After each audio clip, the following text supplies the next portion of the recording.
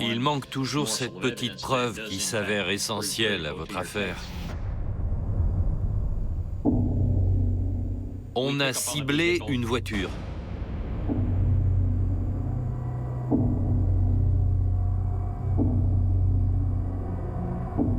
Elle se gare derrière les arbres. On ne sait pas encore si les occupants vont en sortir.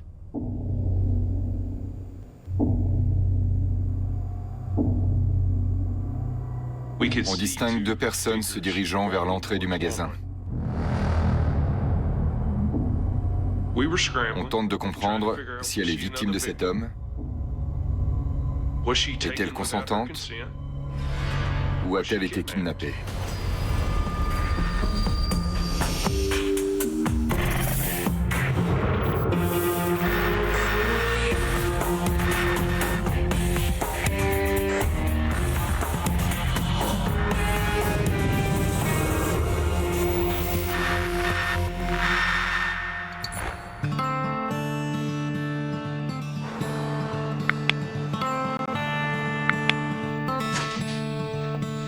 Le petit-déj est prêt. Ça m'a l'air délicieux, Philippe. Tu me trouves comment? Superbe. Ce lundi matin, Philippe Oakley, 52 ans, divorcé et remarié à Rhonda, prépare le petit déjeuner. Rhonda était pétillante. Dès qu'elle entrait dans une pièce, elle illuminait l'espace. Elle avait un cœur immense. Ta valise est prête? Oui. Ouais. J'ai eu beaucoup de chance d'avoir rencontré Rhonda. C'était ce que je considérais comme étant le plus proche d'un mariage parfait. Tout ce dont je rêvais. Bonjour les enfants. Vous voulez des œufs? Avec plaisir. Bien sûr. Issus du premier mariage de Philippe, Jenna et David sont récemment venus s'installer avec leur père et sa nouvelle épouse. Jenna avait 15 ans et David 13. Jenna ne s'entendait pas bien avec sa mère. Elle m'avait appelé pour me demander si elle pouvait venir vivre avec moi. Qu'en pensez-vous, les enfants? Rhonda se donnait à fond pour mes enfants. Elle aurait tout fait pour eux. Chérie, je dois y aller. Je sais. Rhonda doit s'absenter 24 heures pour assister à une réunion de travail à Louisville, dans le Kentucky. Dès que Rhonda partait, c'est comme s'il manquait une partie de moi-même. Chérie, ton thermos de café. On se téléphonait plusieurs fois par jour, le matin, l'après-midi, le soir. J'avais toujours envie de la voir revenir à la maison. Je t'aime. Je t'aime aussi. Elle me manquait déjà.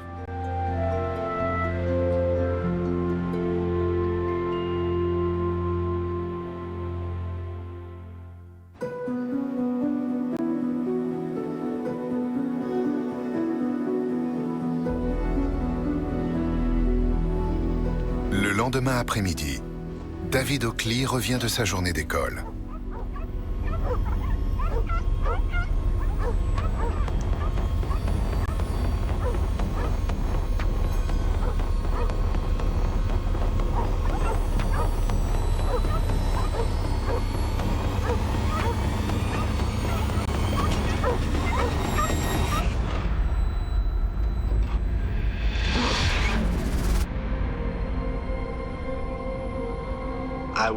Je rentrais du travail en voiture lorsque David m'a appelé. Salut David. J'ai tout de suite su que quelque chose n'allait pas, car il n'arrêtait pas de pleurer. Calme-toi, qu'est-ce qui se passe? Il n'arrivait pas à se contrôler. Je me souviens qu'il a dit « Papa, Rhonda est partie ». Je ne pouvais pas y croire, vous savez. C'était comme si je faisais le pire cauchemar éveillé de ma vie. J'ai accéléré et je suis arrivé à la maison. Je me suis garé. Je savais que quelque chose clochait. Il y avait déjà beaucoup de policiers sur place. J'ai vu David et j'ai couru vers lui. « David !» Il n'arrivait pas à parler. « Ça va aller, je suis là. » Alors que j'étais encore sur la terrasse, un policier est venu me dire que Rhonda était décédée.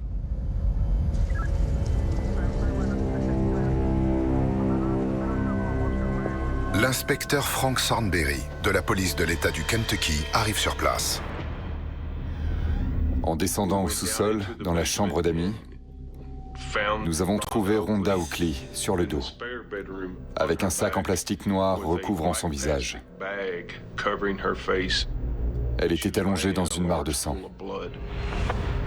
Nous avons constaté de multiples traces de coups de couteau au niveau du cou. Cela ne ressemblait pas à une grosse dispute ni à une bagarre. À ce niveau, tout était possible. Avait-elle été attaquée par surprise? Avait-elle eu le temps de voir son agresseur? Que s'était-il passé? Autour de la maison, il n'y avait aucun signe d'effraction. Il y avait un bloc de couteaux dans la cuisine et l'un des couteaux manquait. En fouillant la maison, nous n'avons pas pu trouver ce couteau.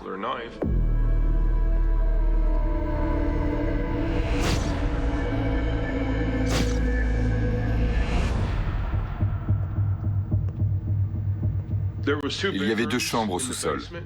Jenna Oakley en occupait une, et l'autre était une chambre d'amis. En examinant la scène de crime, nous avons constaté que quelqu'un avait vomi dans la poubelle de la chambre de Jenna Oakley. Nous avons trouvé cela très étrange. C'est là que nous nous sommes demandé où était Jenna. Avez-vous des nouvelles de votre fille? J'avais reçu un message sur mon téléphone disant que Jenna n'était pas venue au lycée de la journée. En regardant dans le jardin, c'est là que j'ai remarqué que la voiture de Rhonda avait disparu. Y avait-il une voiture garée ici? Oui, une Civic blanche. Nous avons deux éléments. La voiture de Rhonda Oakley a disparu et Jenna Oakley, âgée de 15 ans, a également disparu. On tente de comprendre. Jenna est-elle également victime? Est-elle partie volontairement? A-t-elle été kidnappée? Les agents de police arpentent la rue si tranquille où vit la famille Oakley. Sur les affaires de crime, nous faisons toujours ce que nous appelons une enquête de voisinage. Bonjour madame. Nous repérons les maisons équipées de caméras de sécurité. La vidéosurveillance est extrêmement importante dans une enquête. Vous n'avez plus besoin d'un témoin oculaire. Vous avez l'information devant vous. C'est une pièce essentielle du puzzle. Dans ce cas, malheureusement, nous n'avons trouvé aucune vidéo de sécurité. Mais il fallait continuer l'enquête. Il fallait avancer. Je suis donc allé voir la voisine chez qui David Oakley s'est réfugié après avoir découvert sa belle-mère. Dites-moi ce que vous savez. Je me trouvais dans le jardin quand j'ai vu le petit David courir vers moi en criant, en hurlant et en disant que sa belle-mère était morte. Avez-vous vu quelqu'un d'autre ici aujourd'hui? Je n'ai vu personne de la journée. Avez-vous entendu quelque chose chez vos voisins? Eh bien, Rhonda avait des problèmes avec Jenna. Elle voulait l'aider à la sortir de cette situation. Quel genre de problème avait Jenna? Elle avait rencontré un garçon plus âgé qu'elle. C'est Rhonda qui vous l'a dit? Oui, il y a 2 mois environ, mais je ne sais rien d'autre. Quand on apprend qu'une jeune fille de 15 ans a une relation amoureuse avec un garçon plus âgé qu'elle, évidemment, cela nous intrigue. Les policiers appellent Philip Oakley pour un entretien et l'interrogent sur ce jeune homme plus âgé qui sort avec Jenna. Elle était folle de ce garçon, mais elle ne m'a pas donné beaucoup d'informations. Philippe a commencé à nous parler de Kenneth Nye, un jeune homme de 20 ans. Quand elle m'a révélé son âge, ça m'a choqué. Donc nous avons un jeune homme de 20 ans qui a une relation avec une adolescente de 15 ans. Cela soulève beaucoup de questions. Si vous êtes prêt à avoir une relation amoureuse avec un mineur, qu'est-ce que vous êtes prêt à faire d'autre? Nous avons tout de suite privé Jenna de son portable et de son ordinateur. Et j'ai demandé à Kenneth de ne plus jamais contacter ma fille. D'accord. Vous aviez peur que Kenneth vienne essayer d'emmener votre fille? Ou peut-être même qu'il se montre violent? Oui. Une fois que nous avons découvert cette relation interdite, nos recherches se sont concentrées sur Kenneth Nye. Jenna est-elle détenue contre son gré? Rhonda a-t-elle surpris ce jeune homme en train de kidnapper Jenna? Nous ne savions rien.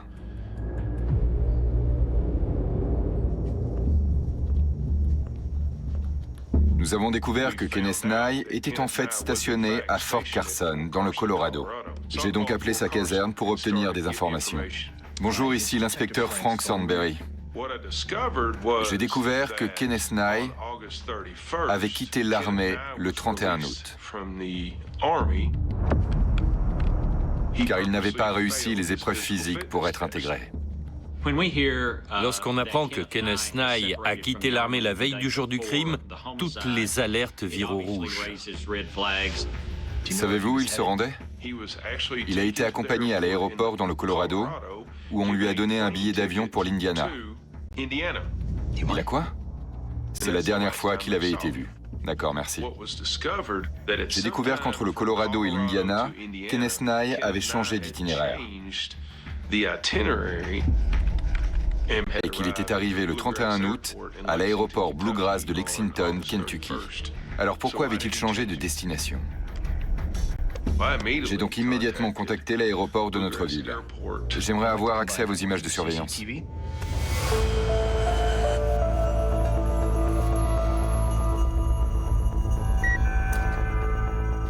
Les aéroports ont des caméras de sécurité partout. Vous pouvez regarder des heures et des heures de séquences enregistrées. Nous avons donc pu voir à quelle heure l'avion de Kenneth Nye est arrivé.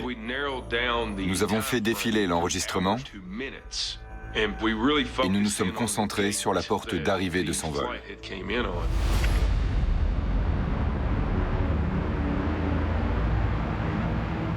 Il devrait se trouver dans le terminal maintenant. Nous avions une description générale et une photo de Kenneth Nye, mais nous ne savions pas ce qu'il portait. Arrêtez l'image. Retournez en arrière.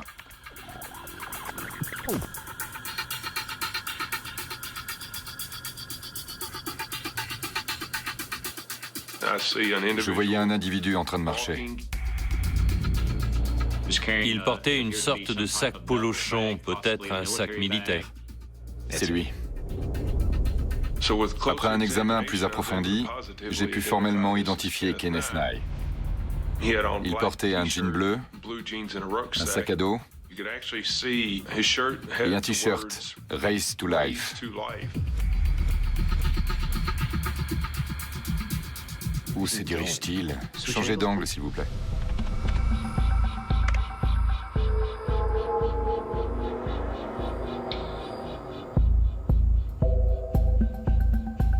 Kenneth Nye semblait détendu. Il marchait dans l'aéroport de façon naturelle, comme la plupart des gens. Relancez ce passage à vitesse lente, s'il vous plaît. Il n'y avait aucune nervosité apparente dans son allure. Il n'agissait pas non plus de manière suspecte.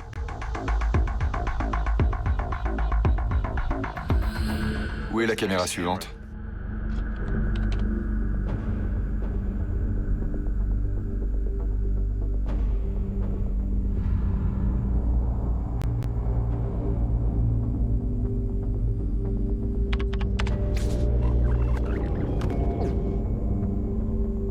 Je cherche à savoir s'il a rencontré quelqu'un à ce moment-là.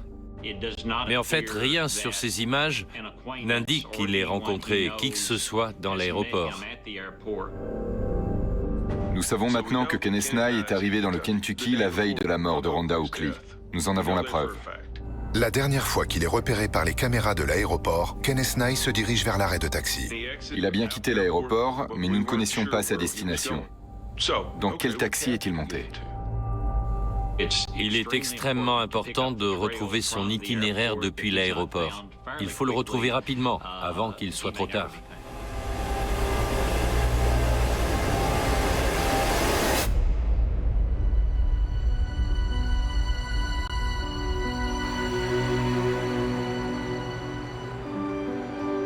Toujours sous le choc du décès brutal de sa femme, Philip Oakley téléphone à sa mère.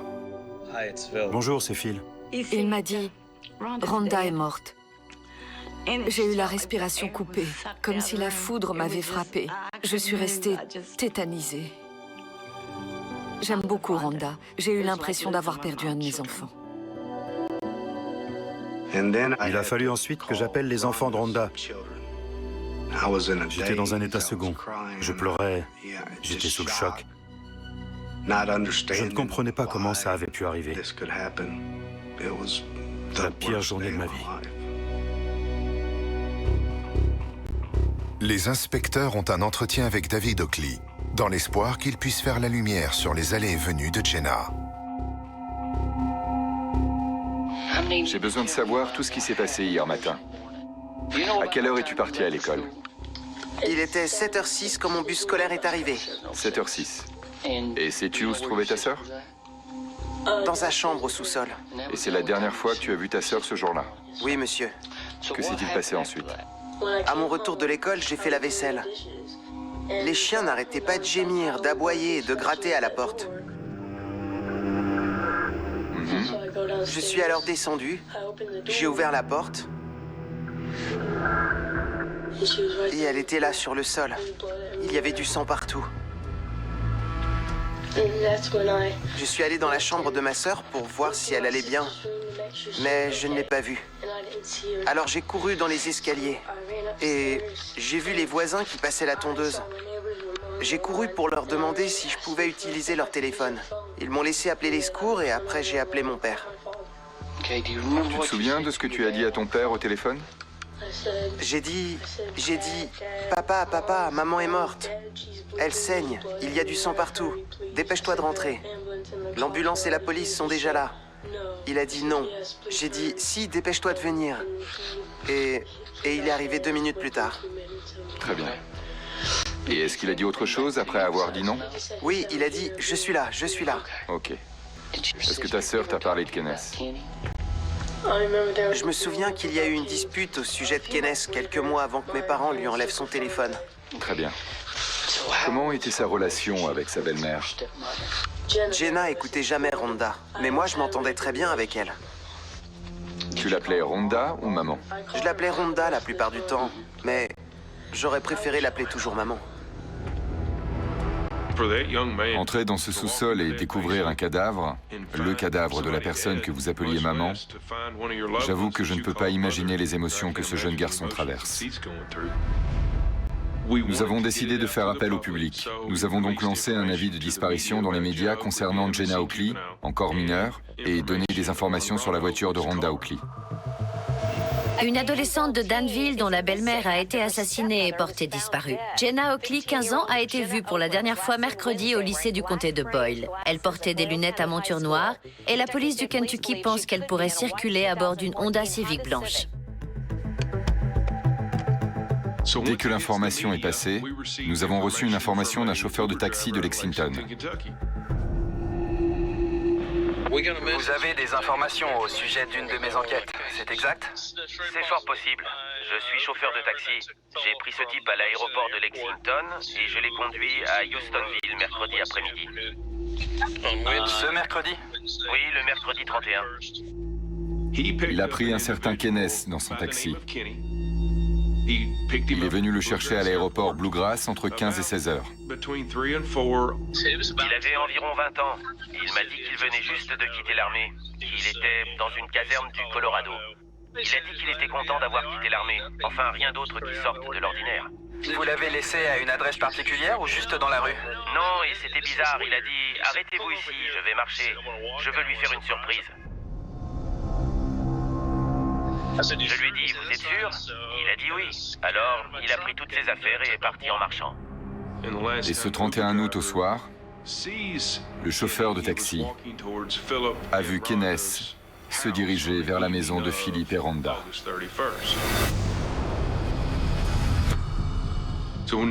À présent, nous devions découvrir ce qui s'est passé entre la soirée du 31 août et la mort de Rhonda Oakley, découverte en début d'après-midi le 1er septembre. Inspecteur Sandberry? L'appel des médias porte rapidement ses fruits. Nous avons reçu l'appel d'une personne qui aurait vu Jenna Oakley dans un centre commercial le 1er septembre en début d'après-midi. Très bien, j'arrive. Ce centre commercial se trouve à environ 3 km du lieu de l'homicide. Nous sommes allés sur place. Il fallait savoir s'il s'agissait bien de Jenna Oakley et si elle était avec Kenneth Nye.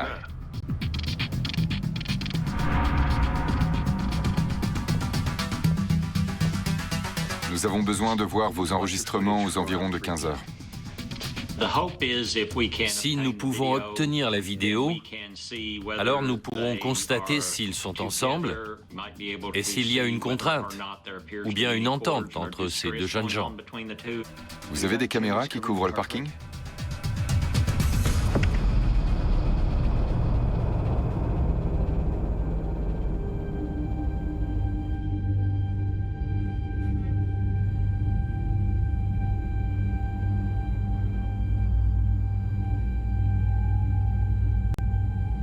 Arrêtez. Retournez en arrière. C'est eux ? Nous détectons un véhicule qui semble correspondre à celui qui appartient à Rhonda Oakley. Le véhicule traverse le parking. Vous pouvez passer à la caméra suivante, s'il vous plaît.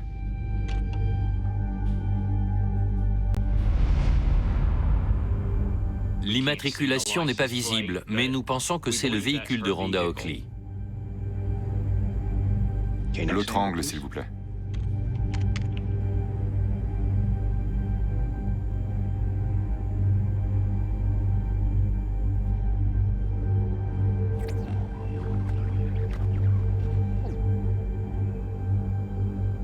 Le véhicule se gare derrière les arbres.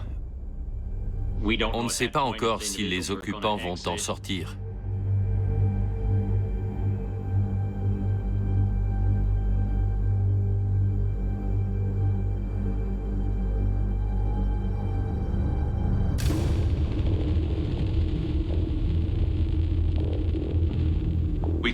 Nous pouvions voir deux silhouettes se diriger vers le magasin. Ils marchent extrêmement vite. Ils se rapprochent de l'entrée du magasin et nous constatons qu'il s'agit d'un homme et d'une femme. Stop, mettez en pause.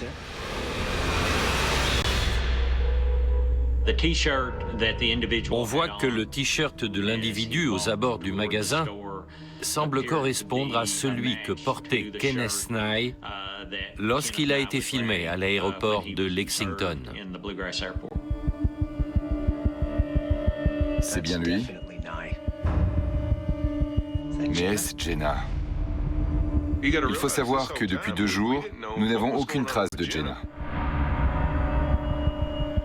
Ils avancent jusqu'à la porte d'entrée et nous pouvons heureusement visualiser un angle de caméra différent.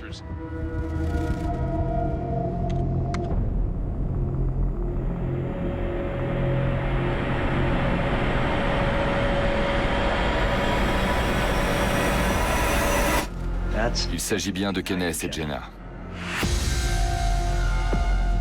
Nous sommes enfin en mesure d'identifier Jenna Oakley qui entre dans le magasin en compagnie de Kenneth Nye.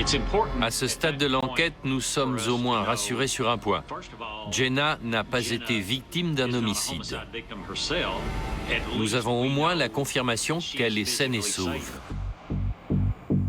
Pouvez-vous passer sur la caméra face à l'entrée ?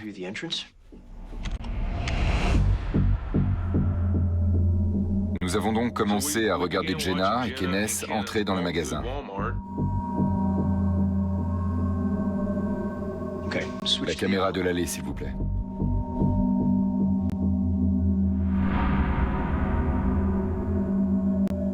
Revenez en arrière. En étudiant ces images, nous avons remarqué quelque chose de bizarre.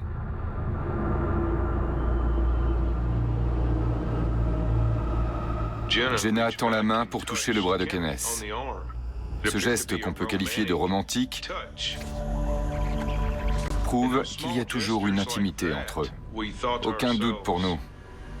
Leur relation amoureuse continue.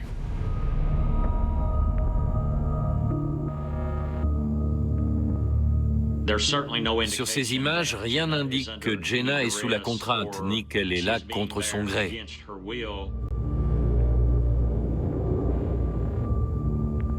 Nous constatons que Jenna marche devant Kenneth Nye, donc qu'elle sait vers quel rayon se diriger, alors que lui ne semble pas savoir. On dirait presque que Jenna dirige la situation, qu'elle est aux commandes à ce moment précis. Cela a commencé à éveiller nos soupçons sur l'implication réelle de Jenna. Est-ce une version d'un Roméo et Juliette qui aurait pris un mauvais tournant? Est-ce Jenna qui aurait commis le meurtre?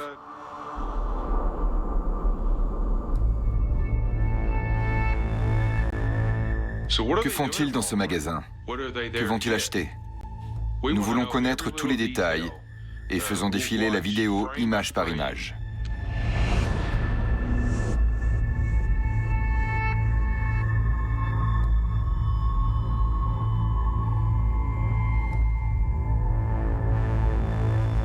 Qu'achètent-ils?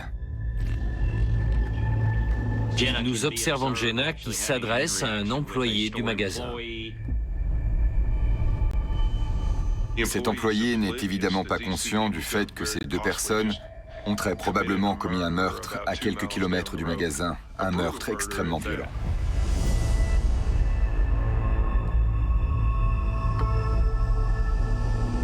Passez sur les caisses, s'il vous plaît. Elle a acheté un chargeur de téléphone portable, ce qui a de grandes chances d'indiquer qu'ils ont l'intention de faire de la route.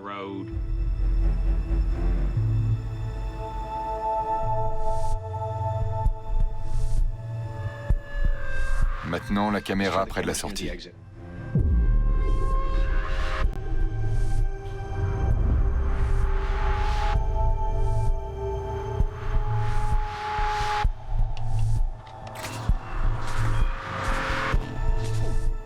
Ils ont l'air d'hésiter, de vouloir retourner dans le magasin. Ils ont l'air extrêmement nerveux. Ils se déplacent rapidement. Passez sur la caméra du parking maintenant.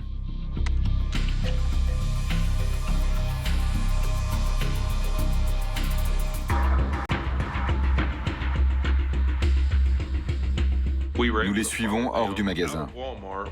Ils sont dans l'une des allées du parking. Et montent à bord du véhicule blanc.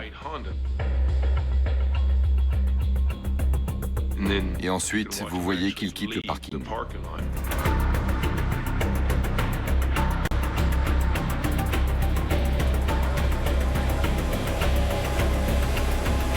Nous ne savons malheureusement pas la direction qu'ils prennent. Nous n'en avons aucune idée. Les enquêteurs vont alors tracer le portable de Kenneth Nye. Les forces de l'ordre vont se baser sur la localisation du téléphone pour retrouver l'endroit exact où se trouve Kenneth Nye. La première trace nous provient de Glasgow, dans l'État du Kentucky, à 2 heures de distance de Danville. Nous savons maintenant que le téléphone de Kenneth Nye est dans le Kentucky.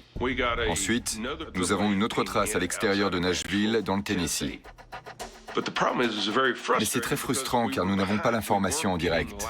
Le problème, c'est que ces traçages nous parviennent avec 30 minutes de retard. J'en déduis qu'il éteint son téléphone, puis le rallume pour une raison quelconque. Il est donc pratiquement impossible de savoir où se trouve Kenneth Nye en temps réel.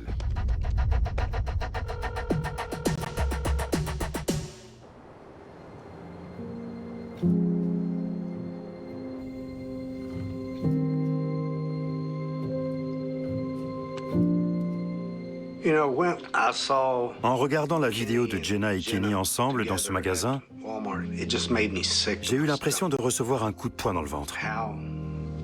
Comment des êtres humains peuvent-ils commettre un acte pareil et ensuite aller nonchalamment faire des achats? À mon avis, ils sont insensibles. Ils se moquent de tout. Mon fils a été choqué au plus haut point. Il était dévasté. Il ne voulait pas croire que Jenna ait pu faire une chose pareille. Je me faisais un sang d'encre pour Philippe et mon petit-fils. Vu l'état d'esprit de Jenna et de ce garçon, j'avais peur qu'ils s'en prennent à quelqu'un d'autre. J'avais très peur qu'ils reviennent et tentent de me faire quelque chose ou de s'attaquer à mon fils. Une révélation semble confirmer les pires craintes de Philip Oakley.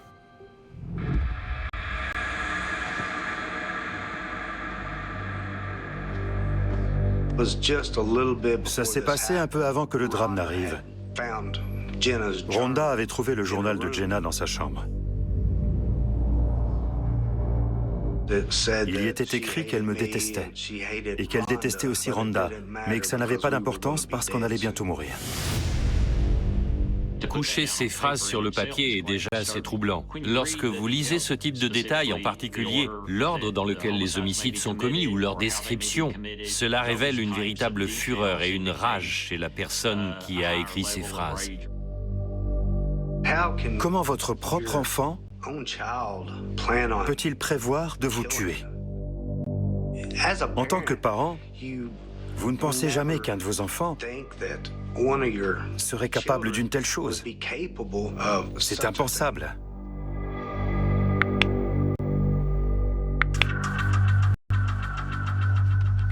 Nous continuons à tracer le téléphone de Kenneth Nye.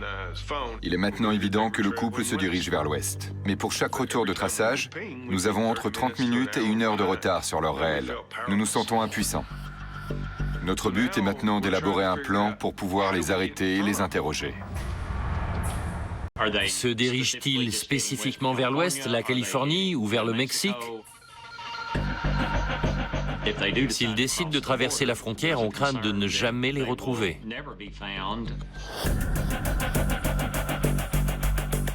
C'est alors que 3 heures plus tard, nous recevons le retour du traçage. Kenneth Nye est sur l'autoroute 40 en direction de l'ouest. Ce 3 septembre, tous les enquêteurs sont en alerte.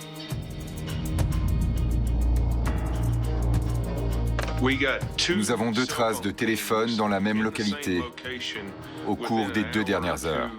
Ils se sont arrêtés. Le signal vient de Tucumcari au Nouveau-Mexique. Il nous faut la police locale. Nous contactons les policiers de Tucumcari en les informant que nous recherchons ce véhicule.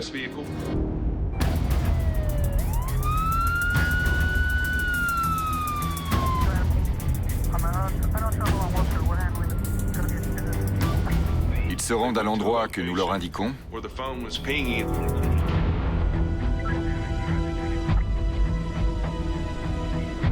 Mais ne trouvent rien.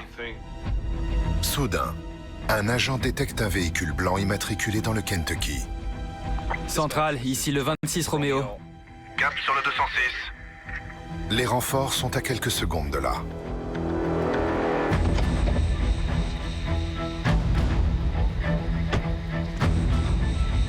L'agent de police de Tucumcari constate qu'il y a 2 occupants dans le véhicule, un à la place du conducteur et un sur le siège passager. Il s'approche du véhicule, sa lampe est allumée,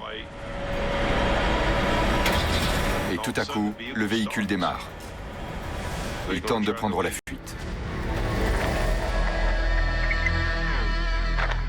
Elle est à l'intérieur? Tu peux l'amener ici. La caméra corporelle de l'agent de police saisit les images de l'arrestation.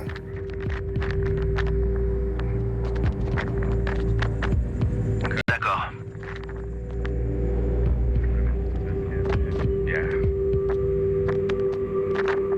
Vous l'avez fouillé? Non?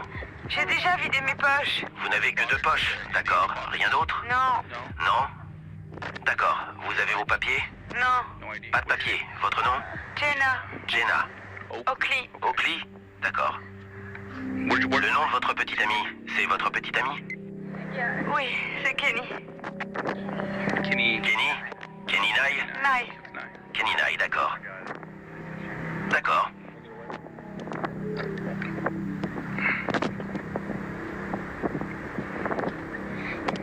Vous avez quel âge? 15 ans. 15 ans.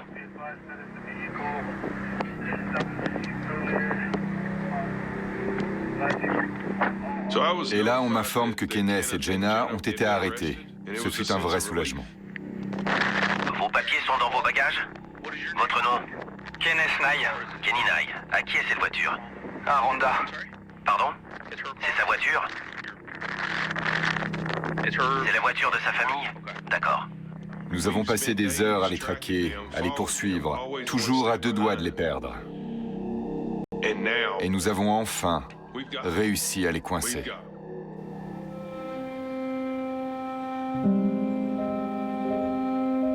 À Danville, Philip Oakley a beaucoup de mal à accepter l'implication de Jenna.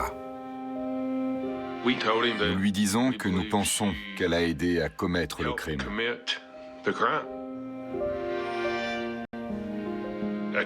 Comment me sentirais-je à sa place?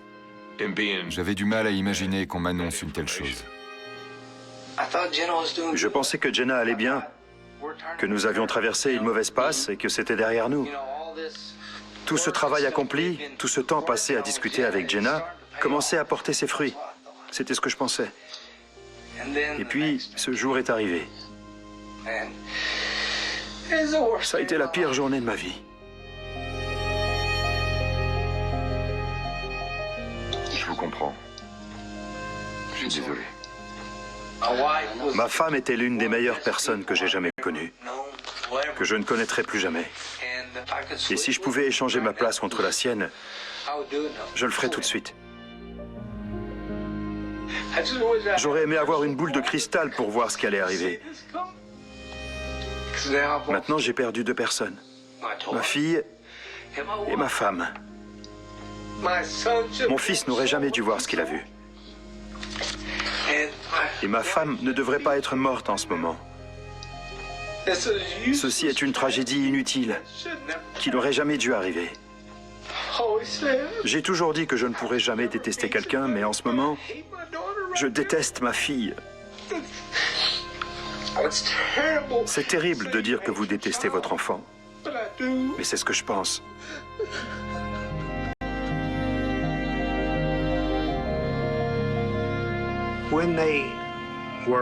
Quand ils les ont arrêtés, j'étais soulagé, mais j'étais tellement en colère envers Jenna. J'ai perdu ma fille, parce que je sais qu'elle ira en prison.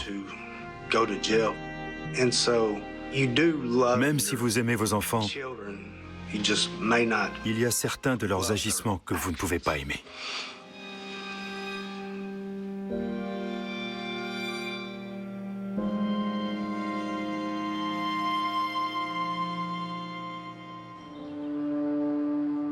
Jenna Oakley est incarcérée au centre de détention pour mineurs de Tucumcari. Quant à Kenneth Nye, il est conduit à la prison du comté.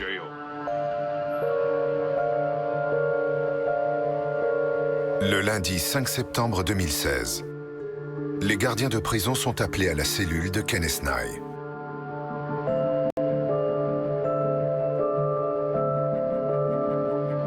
Il a essayé de se pendre. Il était encore en vie lorsqu'il a été retrouvé, mais il a finalement succombé à ses blessures.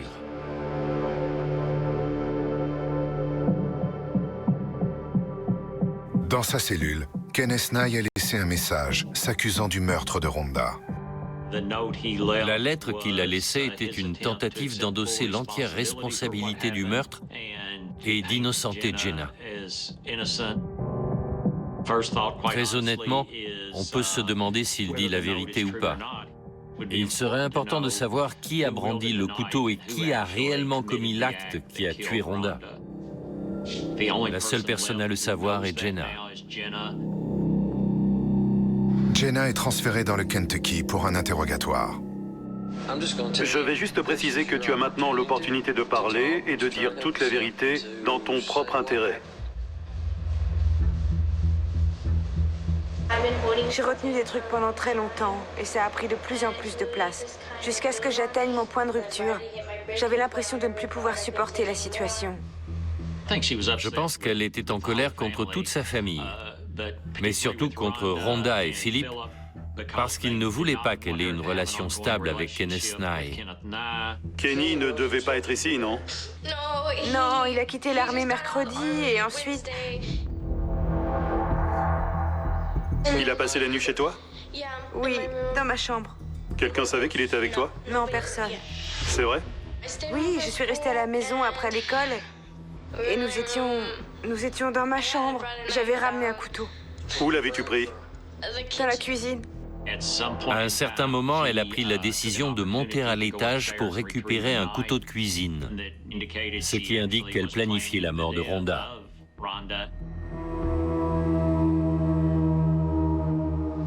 Jenna, tu as dit tout à l'heure que ce n'était pas planifié, c'est vrai? Oui. J'ai retrouvé ton journal intime. Oui, je sais, on me l'a dit. Tu as écrit qu'il serait mort dans pas longtemps. Je sais. J'étais très en colère quand je l'ai écrit. Avais-tu prévu de tuer ton petit frère, Rhonda, et ton papa? Tu avais prévu de faire ça? En fait, j'y avais pensé, mais c'était fou. Pour elle, c'était comme dire une blague. Elle a dit ça sur le ton de la rigolade. Et cela m'a surpris. Voilà, ta belle-mère est morte, et tu rigoles un peu? C'est très inquiétant. Et glaçant. Donc tu es au sous-sol. Rhonda rentre à la maison et elle descend dans la buanderie. Oui, elle a fait une lessive et elle est venue dans ma chambre. Elle a dit « Qu'est-ce que tu fais à la maison ?» J'ai dit « Je suis restée à la maison après l'école. » Et puis elle s'apprêtait à me dire quelque chose de pas gentil et ça m'a rendue folle de rage. Quand elle t'a vu, où était Kenny? Dans ta chambre? Dans ma chambre, cachée. Caché derrière la porte? Dans les toilettes? Oui, non, dans les toilettes. Elle ne savait pas qu'il était là, avant qu'il vienne m'aider. C'est toi qui as commencé à l'étouffer en premier? Ouais. Il s'est mis derrière elle parce qu'elle était trop grosse pour moi. Tu l'as étouffée? Elle a perdu connaissance? Je crois que oui. Elle était au sol? Oui. Je ne savais pas si elle était morte ou pas. Il m'a aidé à traîner son corps dans ma chambre. Ensuite, j'ai mis le sac poubelle sur sa tête. Mais avant, j'avais aussi scotché sa bouche pour l'empêcher de respirer.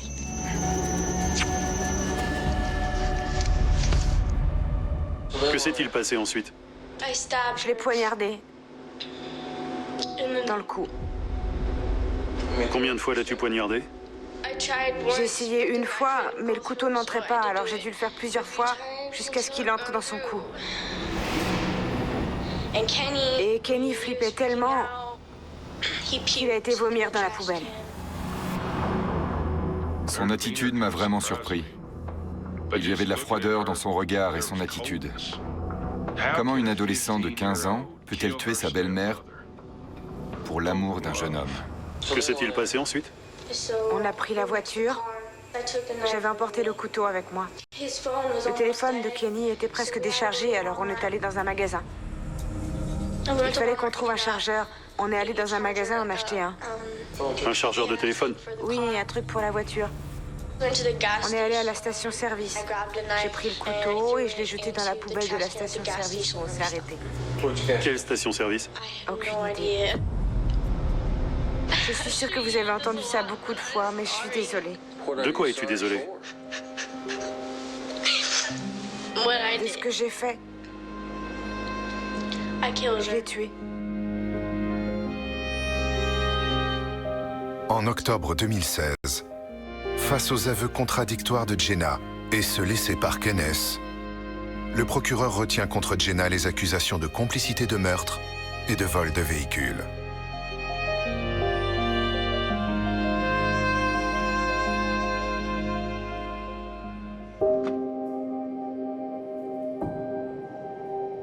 Dans l'attente du procès, Philippe appelle sa fille pour obtenir des réponses. Jenna, je ne comprends pas ton geste. Et il n'y a que toi qui peux m'expliquer. Pourquoi t'as fait tout ça? J'en sais rien. On l'avait même pas planifié. Jenna, ça n'aurait jamais dû arriver. Qu'est-ce que tu veux? Qu'est-ce que tu veux dire par là? Qu'est-ce que tu veux? Qu'est-ce que tu veux? Je veux que ma femme revienne.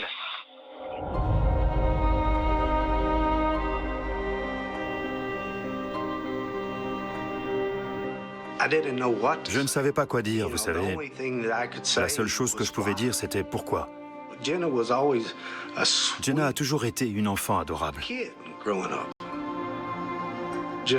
rien que de penser que cette petite fille a été capable de faire ce qu'elle a fait, ça me brise le cœur.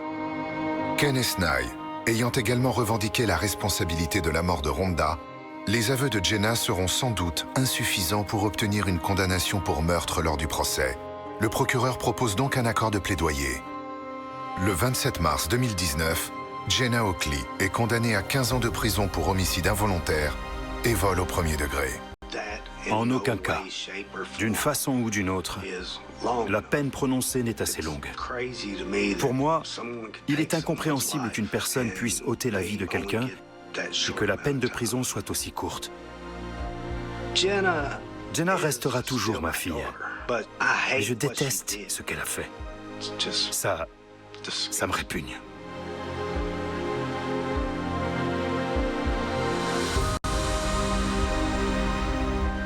Pour tous ceux qui ont connu Rhonda, qui l'ont aimée, son souvenir restera dans nos cœurs à jamais.